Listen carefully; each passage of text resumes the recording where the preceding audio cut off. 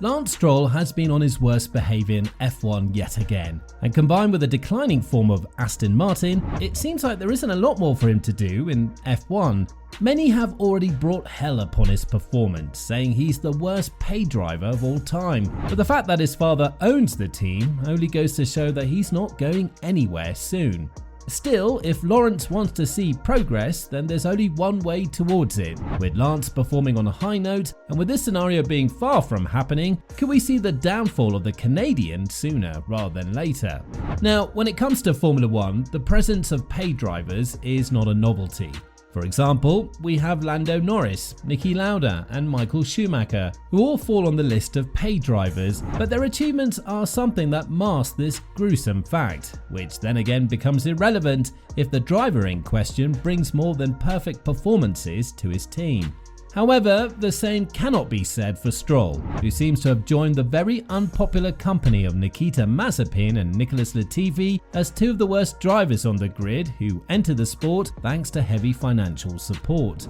But unlike Latifi and Mazepin, Lance is driving for a team that has huge potential to fight for P2 in the Constructors' Championship. The fact that he hasn't scored a sole podium finish in 2023 goes to show that he's far from the form that many would want to see him in, and he's been constantly outperformed by Fernando Alonso, with a two-time world champion having 6 podium finishes so far in 2023. The difference between them is the second largest in the Drivers' Championship when it comes to comparing teammates, standing at 102 points, only behind Verstappen and Perez, who are now 125 points apart in the championship.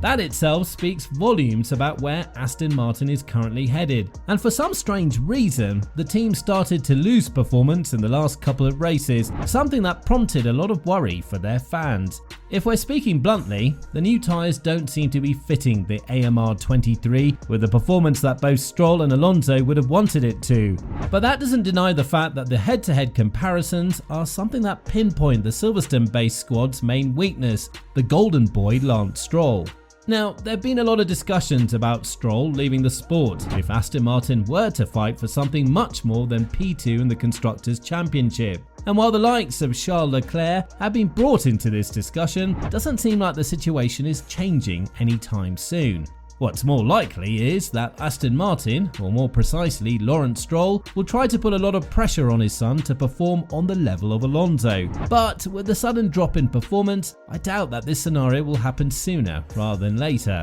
Therefore, Lance Stroll might be forced out of his own team thanks to his miserable performance weekend after weekend. And one of the fiercest critics of Lance Stroll's performance is David Croft, who discussed his future in F1 despite all of his negative races. When talking about it, Croft went on to say, "I want to see the Lance Stroll back that turned up in Bahrain because I think he's lost his way a little bit. I think he's lost his mojo, and whatever's happened, Lance just doesn't seem to be as motivated now as he was at the start of the season. I do wonder, he's the one driver on the grid that you think you're guaranteed a job as long as your dad's there, and we've never actually talked about contracts for Lance Stroll. We've never looked at his future elsewhere, but I just have a little feeling that in about a year and a half's time, Lance Stroll will race his last race in Formula 1 and go off and do something else."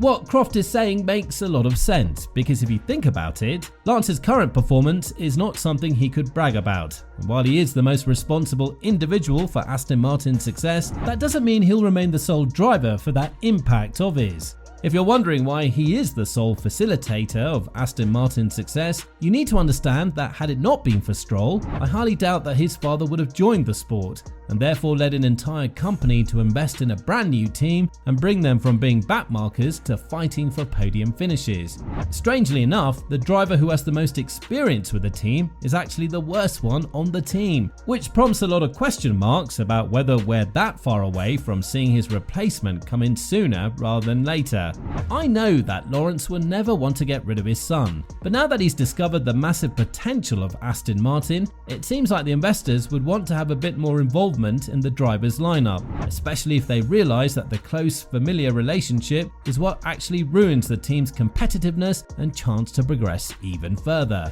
What's also not a given for Aston Martin is that they will remain competitive in the future, and this is something that has actually threatened to take away Stroll's place in the green Red Bull. We've seen that McLaren made a massive leap forward, And with this in mind, they need to be either very competitive in every upcoming weekend with both of its drivers, or just accept the fact that the team will be just like McLaren in 2021 and 2022, a one-man show. But the fact that Lance is so deep in his comfort zone goes to show that there's not a lot of interest from him to prove his talent to anyone, because there's not a real threat for his seat in F1. We've seen it with Yuki Tsunoda, that whenever a driver is forced to perform well, he either turns himself into a great driver or he breaks under pressure and then drops out of the rotation. A scenario that's very likely to happen to Stroll if more pressure is mounted on his shoulders. Furthermore, Croft spoke about the fact that Formula 1 was not the first sport that Stroll wanted to do in his life, and he feels like the mojo in the Canadian driver is lost to the point of no return, as he continued to elaborate,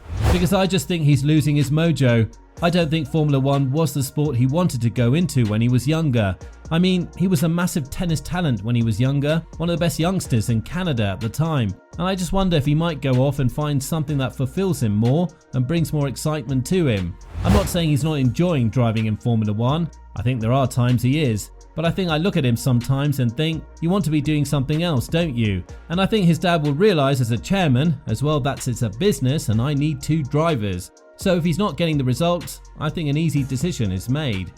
Well, I highly doubt that this decision will be made anytime soon, although it would be the most logical decision to be made, because Lawrence himself said that the seat of his son is not in danger as long as he's in the lead of the team. Of course, he might have hinted towards the fact that Lance will improve in the upcoming period, but with how poorly he's been performing in 2023 and with how the other teams have started to catch up to Aston Martin on a quick merit, I'm not very sure that Lance has a lot of potential hidden behind his poor performance. One question that remains to be answered is whether or not Lawrence has what it takes to have the talk with his son, because from what can be seen right now, it seems like he's willing to enter the upcoming campaigns with only one dominant driver on the grid. However, what he failed to understand up until a couple of races ago is that Formula 1 is a sport of rotations, where one driver can easily surpass the other one and one team can easily leapfrog the others in terms of pure performance. This is the process that is currently happening in the Silverstone-based squad, and if we are to witness a change, it might prompt one of the biggest silly seasons in the world.